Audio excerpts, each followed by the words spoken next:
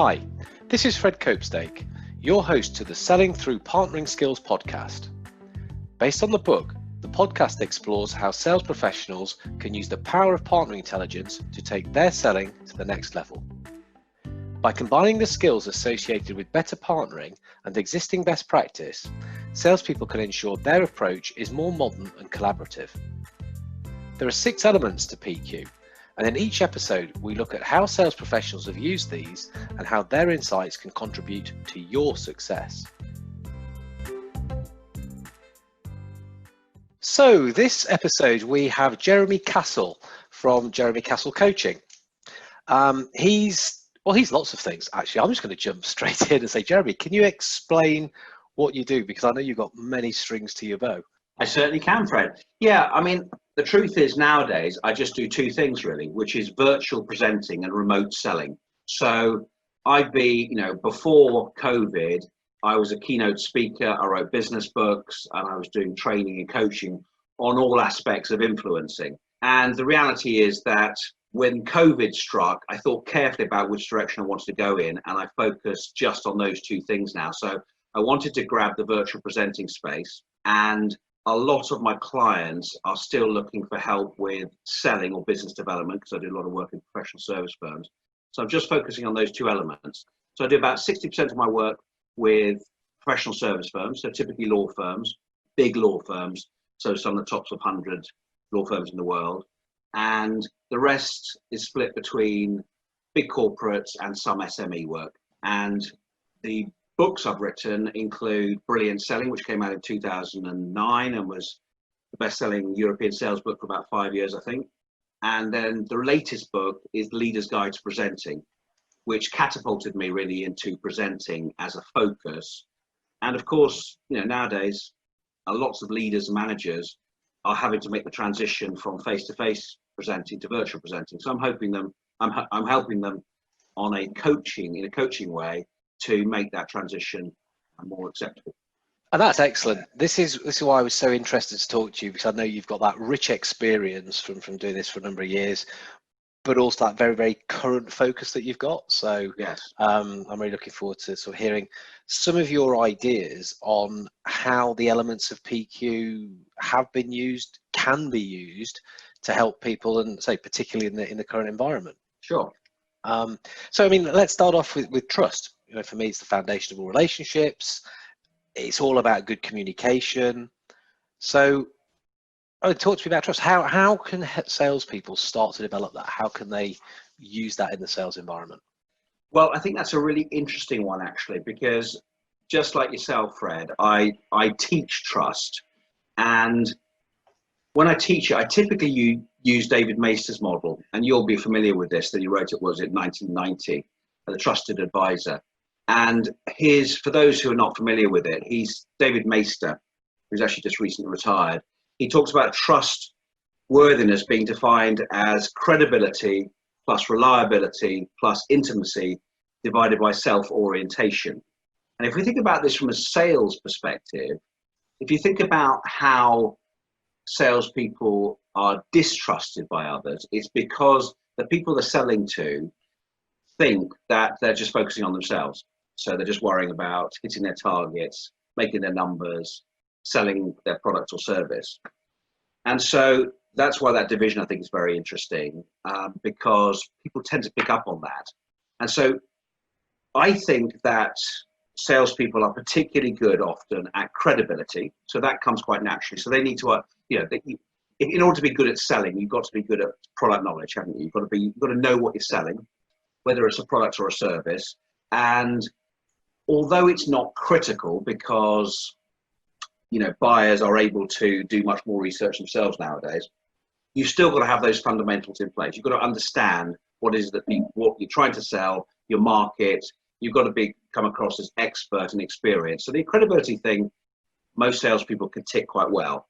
They're pretty good at intimacy as well.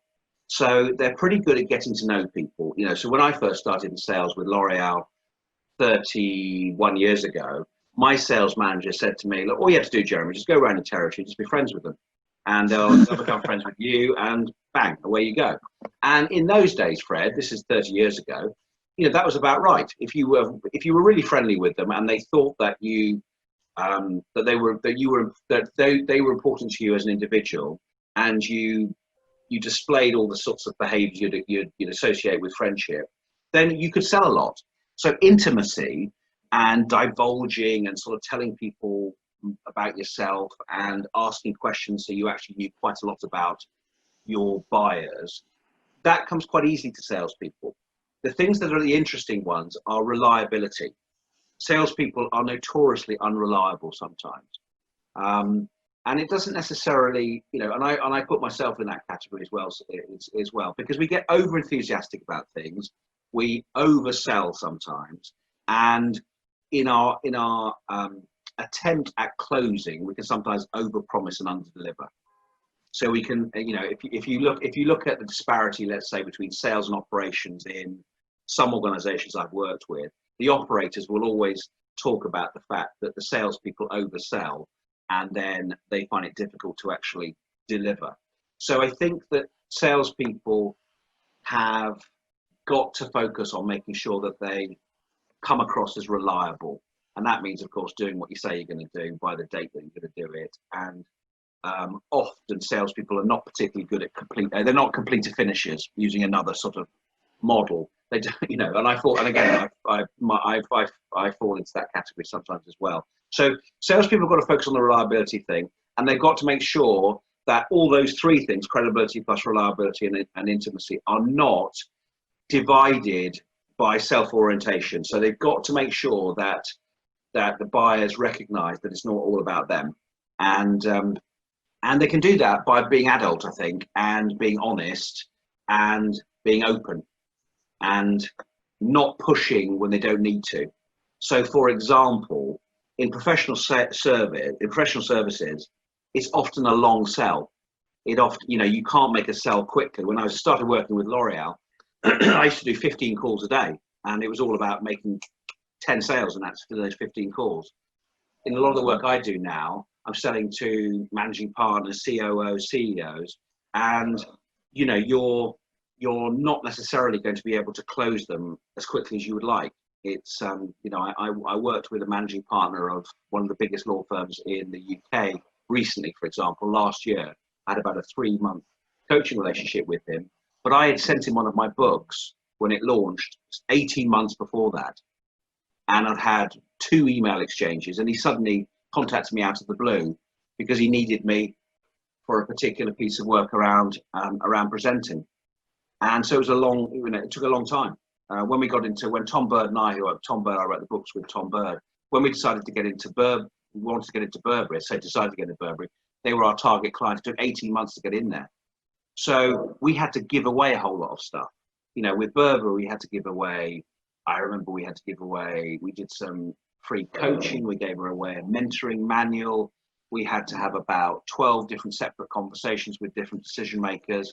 So if we'd been too pushy and focused too much on ourselves, we probably would have self-sabotaged in the end. So that, I think you're absolutely right. The ability to trustworthiness is absolutely critical. And it's important to know the key components of it so that you can focus on what are the things that sometimes let you down and what do you need to focus on in order to become even more trustworthy with your clients or customers.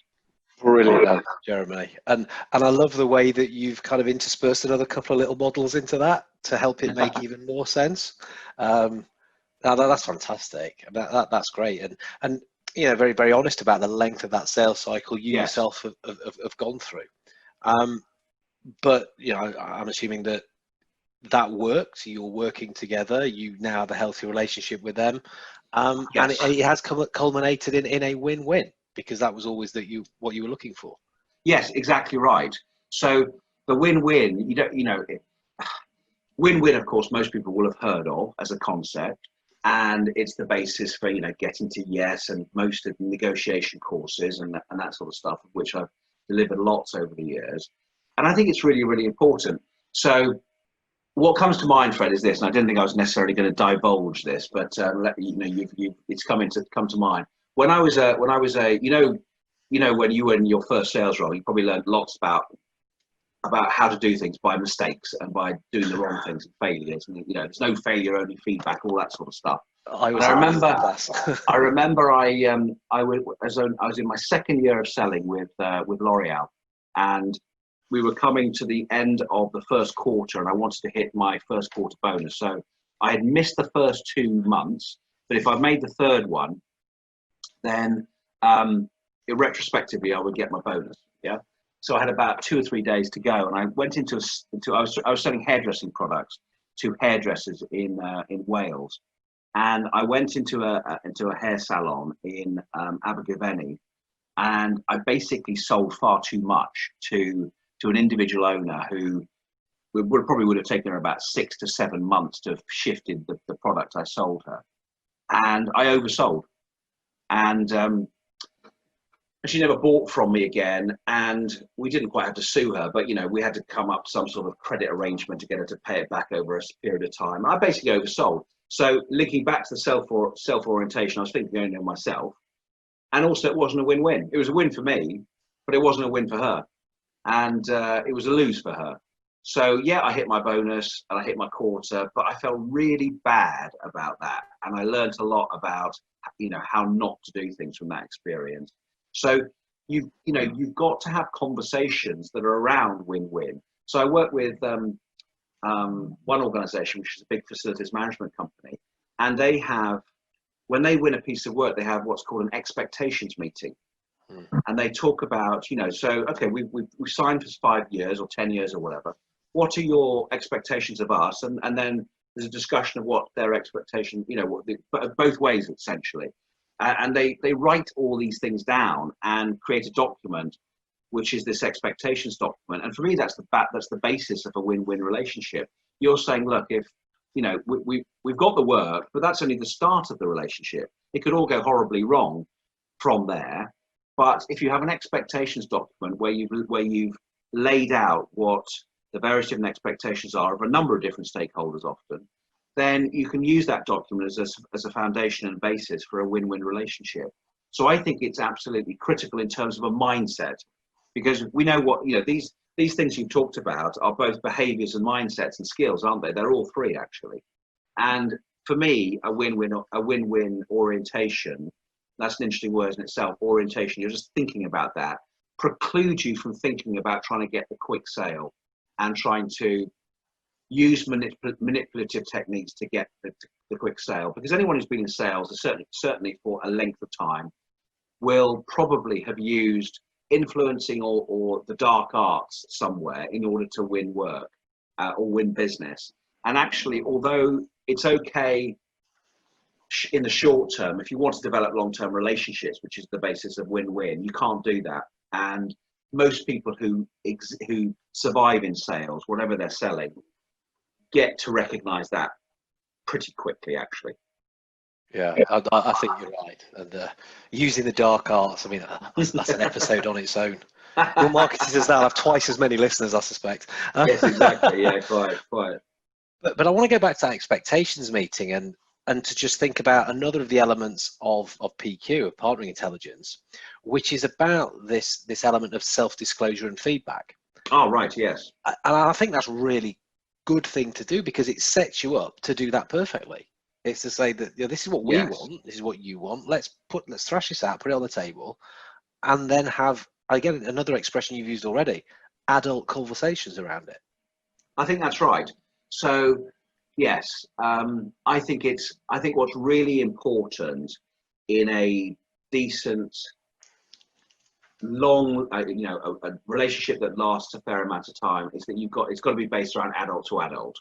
And for those who are not familiar, this is based on TA, transactional analysis, where you've got the adult, parent, child, and a variety of different relationships you can have with people in your professional and personal lives. And sometimes what can happen is that salespeople can play the child, and the buyers can be the parent, and that's not particularly helpful.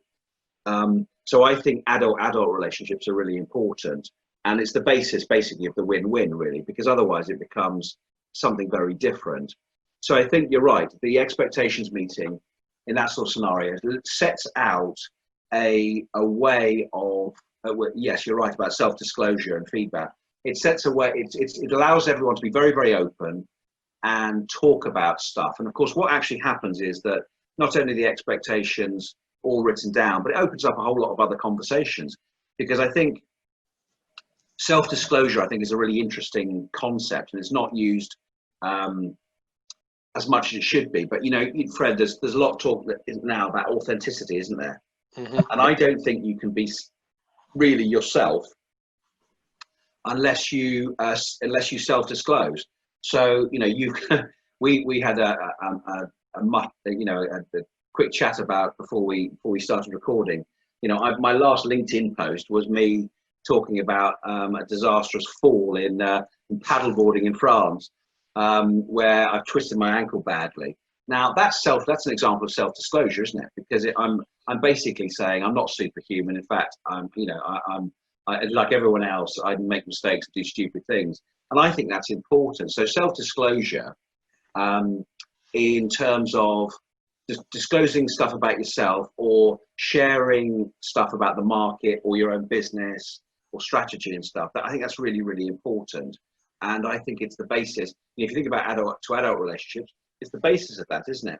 Otherwise, you don't. It's not properly collaborative, and it can be too one way, and there can be a sense of an unequal relationship. For me, I think that's exactly what that's about. It's so many salespeople who are coming from that child position won't be able to say to a customer, this isn't right for us. That's right. Actually, this relationship isn't good, and we're going to pull the plug on it eventually. They won't say it for fear of sort of upsetting the parent figure and whatever. But when that is said early on through that document, through that kind of meeting, and this is how we do stuff around here, it makes that so much easier, doesn't it? It does. And another good example would be something like pricing. If you're having to go and have difficult and uncomfortable conversations because your price of your product or service has gone up, if you come from the child thing, you'll make excuses, you'll blame your own company, and you won't have that hard-nosed conversation about, look, here's why we're putting the price up, because the price of our raw materials back in the Far East has gone up, or there's been a shake-up in the market, or our cost base has increased, or whatever it is the reason, or whatever the reason is. It prevents you having tough conversations. And if you're going to have a adult to adult win-win relationship, you've got to have those tough conversations about things like pricing sometimes. So I think all these things are, what I like about the model, the PQ model, is that it's all interrelated, isn't it? And it all sort of links into each other nicely. So one sort of feeds into the other. But I think the self-disclosure and also this ability to take feedback, I think that's critical as well, because a lot of salespeople are really poor at taking feedback. They dismiss it often, and they don't seek feedback. So they don't have that, for example, review meeting. And I work with, as I said, a lot of law firms, and professional service firms are particularly bad often doing review meetings. So they work on a particular matter can be anything up to sort of 2 or 3 years, but certainly a few months often. They often either don't have a review meeting, or they don't do it in a particularly effective way, and they don't seek any feedback. So they're not able sensibly to notice what's working and what's not working, and adjust their behavior or their processes to fit with what their clients are looking for. Do you think that's because we don't want to know? It's better if you don't think you're doing something right, and if I don't hear it, then it's not true. So it's childish again, isn't it? Yeah, I think it's your hands over your ears. Yeah. Yeah, exactly. I think it is that, because if salespeople are focusing around self-orientation, focusing on themselves all the time, they won't be as open to feedback. And I think a lot of people find it very difficult to take feedback anyway. And of course, especially in the UK, we're not very good at giving feedback anyway. So if you think about when you do a pitch and you don't win and you ask for feedback, how often does the buyer give you really honest feedback? Sometimes they do, sometimes they do it well, but often it's the exact reverse. So I think the ability to be able to handle feedback and to create a situation, it's the American expression, can you communicate with candor? And it's a particular sort of American word, I think. which a lot of organisations have tried to introduce and found it difficult to actually, because actually a lot of people can't cope with feedback and someone giving them some real honest feedback in terms of their performance, and often it's because it's done in the wrong way with salespeople. For example, through performance reviews. You know, I remember when I was a salesman and the sales manager gave me some feedback about some aspect of my performance till 6 months after it happened, you know, and that was hopeless because I couldn't even remember the context particularly. But the point is, he wasn't giving the feedback, you know, when it actually happened. So I think feedback's that we could have a whole podcast on feedback, I suspect. We could have a feedback on the whole podcast on a whole lot of these things, couldn't we? Probably. But but I think the ability to take feedback dispassionately and remove the element of, you know, defensiveness is a really good quality that salespeople can learn and will stand them in good stead. Without a doubt. Communicate with candour. I like that as a little kind of soundbite. I've made a note of that one. You probably saw me scribbling it. All of these we could take off down a track and sort of go on and on, I suspect, because they're all interesting areas. Any sort of improvement in any of these is going to help somebody get better at what they're doing. Exactly, better at selling. But I just want to pick your brains a little bit around sort of one of the other elements on there. So, I mean, I think we've covered interdependence within the win-win discussion. Yes. But another part of PQ is this comfort with change, because I think salespeople as change agents is again another quite a hot topic, isn't it? Yes, it is, and of course, I think we're all going through, you know, a huge change for a whole range of different reasons. But if I just think about this personally, you know, I'm 55. I'm considerably older than you, I think, Fred. But you know, I ask myself the question sometimes, the extent to which I'm still open to change, because I think it is an interesting question. And I think my own personal view is that it is pretty critical, because I actually think we're going through a revolution. We're just at the start of a revolution now. So in other words, if you're not comfortable with change, you better start. Looking at ways in which you can become more comfortable. Because if we look at what's happening in relation to working, you know, agile, flexible, or hybrid working is now here to stay, in my view. So, you know, even very conservative organizations like professional service firms have suddenly realized, actually, you know, performance doesn't have to dip when you're working from home.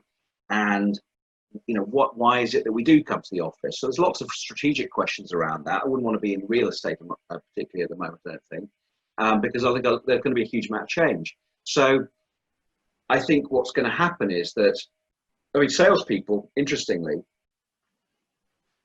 are probably the best in some respects at being able to change, but they just don't recognize it, in the sense that they are constantly having different sorts of conversations with different people, you know, and so actually they're really the best salespeople. In other words, those are the top performers who you know, week in, year out, perform well in the top 10%, are actually change agents themselves. They are brilliant at both changing themselves and also being the agents for change of the people they're trying to influence. And you'll see large swathes of salespeople who are very, very resistant to change. And I don't have a, so I'm just trying to think of, you know, through why is that? And I think because some people get set in their ways, because what's coming to mind is this. We're just about to win a piece of work with a big organization in France. We haven't actually won it yet, and I don't want to divulge what the company is because we haven't actually got the work yet. But it could be a very nice piece of work, as in it'll take a whole year and stuff. And when we had the initial conversation, the COO, or the Secrétaire Général, actually, of this organization, said, you know, one of the issues we've got here is that our salespeople are really resistant to change. And we need to have a training program that will free them up so that they're more open to change.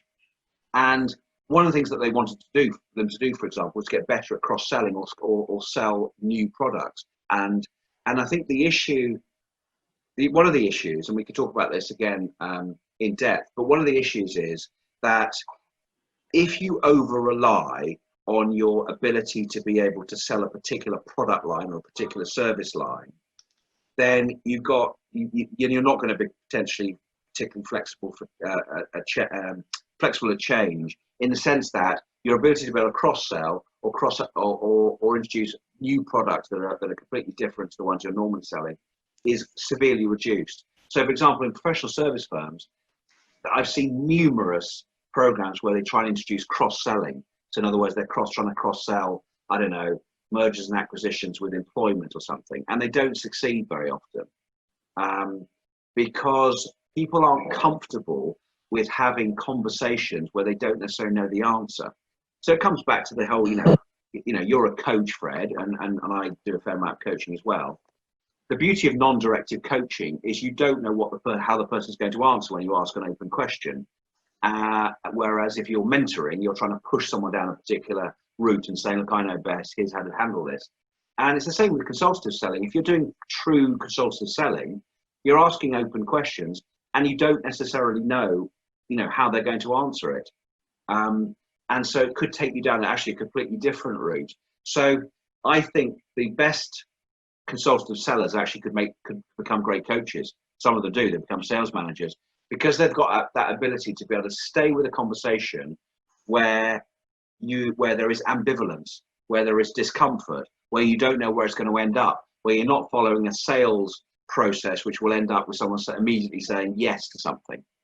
So I think that's probably quite a long-winded answer to your question, but I think the best salespeople are very open to change and actually are change agents, and a big chunk of salespeople are resistant to change for a number of different reasons. And actually, if they just tweaked either their mindset or their behaviours, they could quite easily become much more open to change, I think. Again, I think you're right, and long answers are great. Don't stop doing these, please. It's the whole point of the podcast. But you're right. We could go right down into sort of the discussion just about that one area, and salesperson as a coach. Again, it's another topic in itself. Yes. But I just want to move us on to the sort of the last element, if you like, because again, it is connected, as you've said. And I wonder if the people that are more comfortable with change are the ones that have a better future orientation. They can look ahead to stuff. They can make that shift because they can not have a crystal ball, but sort of have a bit of a clearer view of where things may be going, or at least be more comfortable in embracing that. Maybe that's yes. I think that's right, and I think if you think yes, I think that's an interesting point actually. So. Yes, future orientation. I hadn't really considered that particularly, Fred, but I think that instinctively, I'm just thinking again about what's happening right now. I'm spending a lot of time thinking about what's going to happen in the future. What does the future of work look like? And how can I serve my clients better in the next year to 3 years, probably. So I'm thinking about the future because although I'm a keynote and a coach and a trainer, I'm still a salesperson. I still have to sell myself, in order to make money and to survive. So I think there is that future orientation, and I think it's that curiosity, isn't it? I mean, when you talk about future orientation, how many salespeople spend time looking at what are the future trends in their business or in their industry? I don't know, but I would suspect that the best performers, again, are the people who spend time reading about this stuff. I don't know about you, Fred, but I spend a lot of time thinking about in the learning and development space, in the sales space, in the coaching space, what's the future going to look like, and how can I adapt? I'm 55. I probably want to be retired by, say, between 60 and 63, something like that. So I've still got 5 to 8 years, which is quite a big chunk of time. I don't really want to be necessarily doing exactly what I'm doing right now in 5 years' time. So I'm constantly thinking about that. And I think you know, the future, I'm just thinking about that in a number of different ways there. I think, you know, if future orientation is also about thinking about the big picture, what the company you're representing is trying to achieve, listening carefully to the 5-year strategic plan that the CEO has just unveiled, thinking about the year as the whole year rather than trying to think about it just in terms of, you know, a major wins in that first month in January, let's say. That's all part of it, isn't it? And that ability to be able to future plan, I think, is critical. I think salespeople generally are very, very good at being in the moment. Mm-hmm. They're good at being in the moment with a customer or client and influencing them to make a sale or influence them to advance the relationship in some way. So typically they're very good at that. They're less good at planning often, and they're less good sometimes at thinking forward and thinking about what do I want to achieve myself. And what I mean by that also is I'm surprised sometimes when I work with salespeople, sales managers, I'm surprised sometimes that people don't have their own sense of what they're trying to achieve. I was working for a big chemical distribution company over the last few years. And when I was doing coaching with them, when I said to them, ask questions like, you know, what do you want in the next year or so? What are you looking to try and achieve? What they were talking about was the outcomes that were given to them by their own company, rather than what they were trying to achieve themselves. So of course you've got to focus on what your company wants you to do, but the best salespeople are also future oriented, so that they're thinking about what's you know, how do I get one step ahead? What do I want to try and achieve in my own career? Where's my next move? And you certainly do get sometimes, I think, salespeople who get stuck because they don't have that ability to think. They're not future oriented about themselves and their career. And suddenly, you know, they're 10 years in a business and they're stale, unproductive. They don't like their boss or their business, but they can't move on, you know. So I think that's a really interesting one, actually. It's interesting because at one level it could sound as though you're going back on what you've said, which is, well, you said be oriented towards others, but now you're being sort of fairly self-oriented here. But actually it's not, is it? Because what I think you're saying there is that to help yourself move forward, think about how you're going to help others move forward. If you can do that, that's what's going to be your secret to success. Be curious about them, be curious about trends, curious where stuff's going, and you will set yourself up for success through other people's. Exactly. If I've read that right. Yes, I think that they're not mutually exclusive. They are. You can do both. I think you're right, and you've got to be self-oriented in the sense of you've got to be, you know, focused on achieving the goals you've set for yourself. Focused on, you know, my goals behind me. My first goal there is, you know, which was written at the beginning of March 20th, I think, was stay in business. That was my first goal, you know, because it's potentially, you know, I could have gone out of business if I had made the right decision 6 months ago.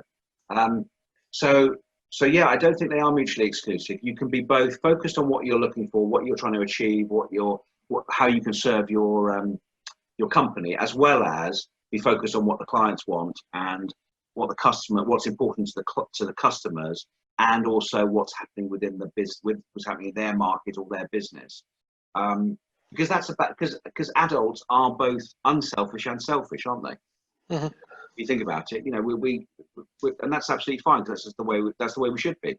If we're totally unselfish, we end up resenting other people sometimes who are focused more on trying to achieve their own goals. So yeah, I think you're right there, Fred. So interesting. I do have a bit of an eye on the clock because I think we could How go are we doing? on. We're just, I think we need to draw to an end, really, because if not, we're going to carry on forever. And look, there's no reason that we can't sort of come back together and maybe just pick one of those subjects, because it is something I want to start to break down in the future. But just on that, while we're talking about the future, and I mean, you talked about staying in business, it sounds like you're going beyond that. What? I mean, you alluded to it earlier, but what's the future look like for you? What's kind of you to ask that question. So I'm pretty much betting the bank that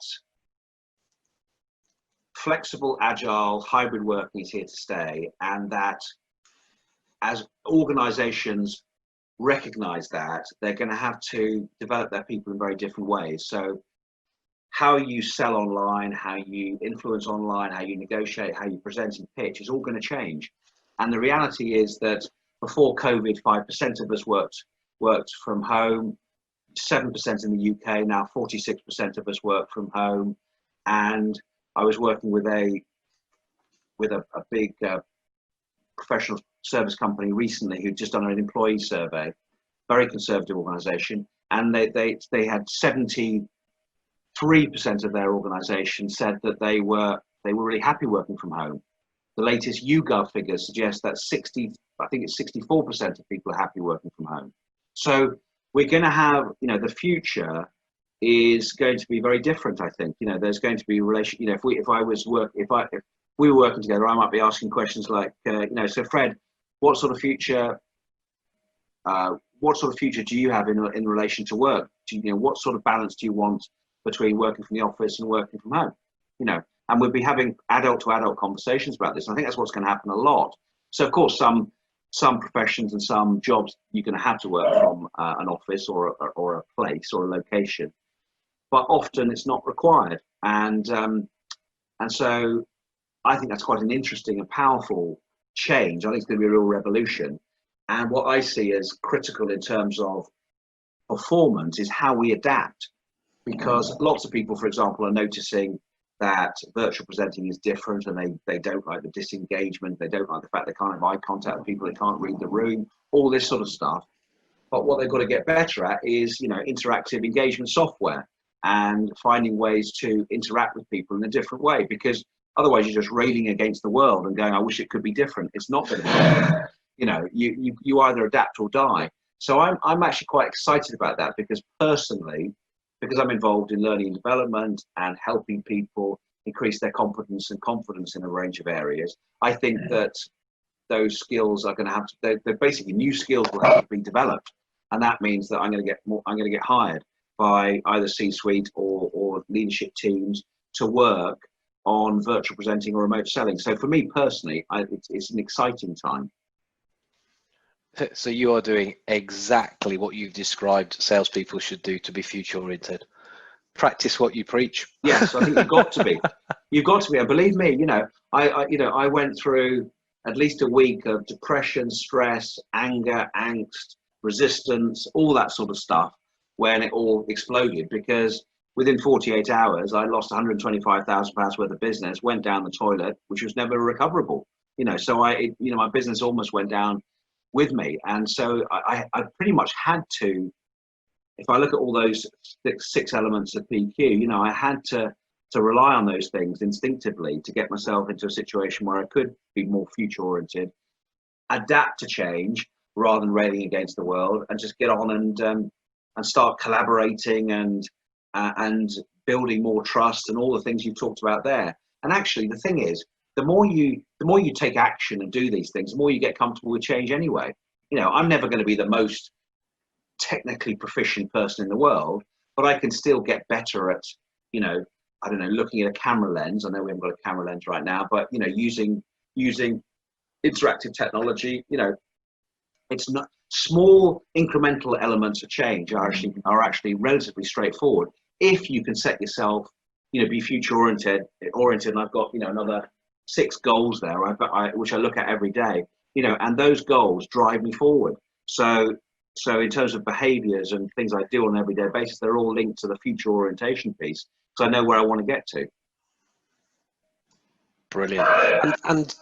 And so how do people get in touch with you? It sounds like you're equipped for yourself and to help others. So how do people get in touch? Well, the best thing to do is just drop me an email, personal email, which I'll respond to. So Jeremy@jeremycasselcoaching.com, Jeremy@jeremycasselcoaching.com. Or obviously go onto the website and have a look, just browse around, see what's available. And and just contact me if you want some help with either, probably because on the basis you're doing lots of remote selling, Fred, it'll probably be virtual presenting. That would be the key thing. So if you want to get better at virtual communication, pitching, influencing, if you've got high stakes presentations that you need to nail, get in touch with me. Brilliant. We'll drop your details into show notes anyway, so people know Thanks, where to get hold of you. But that's brilliant. Like I say, we could carry on because I think some of this stuff is so interesting. Maybe we will tee that up. But thank you so much for your time. I really do appreciate it. Well, thanks for inviting me on. I've enjoyed talking to you, Fred. Thanks a lot. Thank you for listening to the Selling Through Partnering Skills podcast with me, Fred Copestake. If you liked it, why not leave a review? If you didn't, also leave one. Remember, it's all about the feedback. If you want to learn more about your own PQ, why not go to the book website, which is www.throughpartnering.co.uk, and there you can take a little self-audit. And of course, if you want to get in touch to talk about how you can use partnering skills, you can find me on LinkedIn, Facebook, Instagram, Twitter. So until next time, keep thinking about how you can adopt a more modern and collaborative approach to selling by selling through partnering skills.